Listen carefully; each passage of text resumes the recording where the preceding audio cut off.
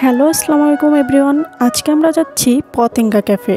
আর হ্যাঁ, আমরা কিন্তু সেই চট্টগ্রামের পতেঙ্গা ক্যাফেতে যাচ্ছি না, কারণ পতেঙ্গা এখন আমাদের ঢাকাতে ওনাদের 3টা ব্রাঞ্চ ওপেন হয়েছে। একটা হচ্ছে মিরপুর 12-তে, আর একটা হচ্ছে মোহাম্মদপুরে, আর একটা হচ্ছে উত্তরাতে।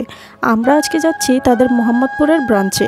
এখন অনেকেই বলতে পারেন, আপু আপনি তো মিরপুরে থাকেন, তাহলে মোহাম্মদপুরে কেন যাচ্ছেন?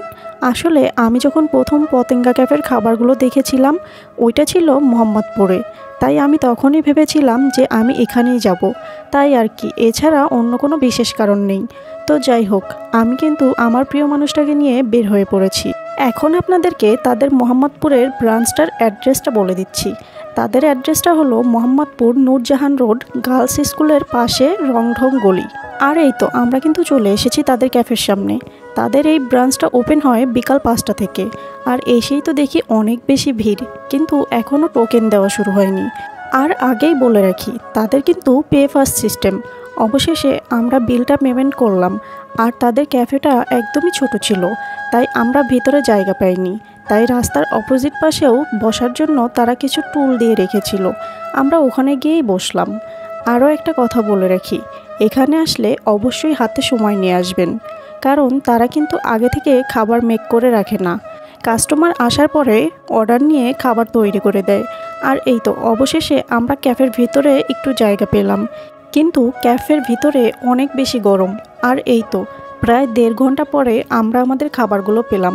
আমরা অর্ডার করেছিলাম কাঁকড়া ভুনা, আস্ত অক্টোপাস, একটা খাসির কাবাব আর লুচি। তাদের খাবারের প্রাইসগুলোও কিন্তু মোটামুটি রিজনেবল।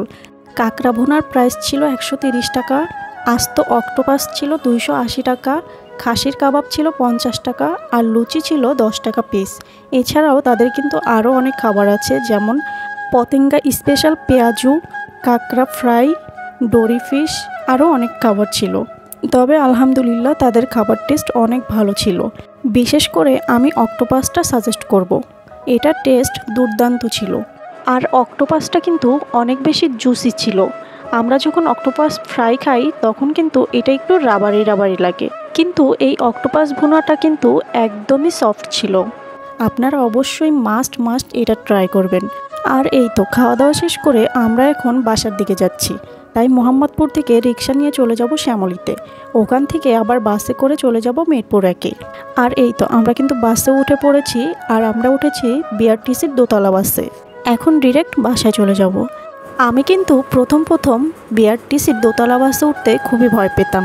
আমার কেন যেন মনে হতো এই বোধহয় বাসটা উল্টে যাবে, কিন্তু এখন অভ্যাস হয়ে গেছে, এখন আর এতটা ভয় লাগে না।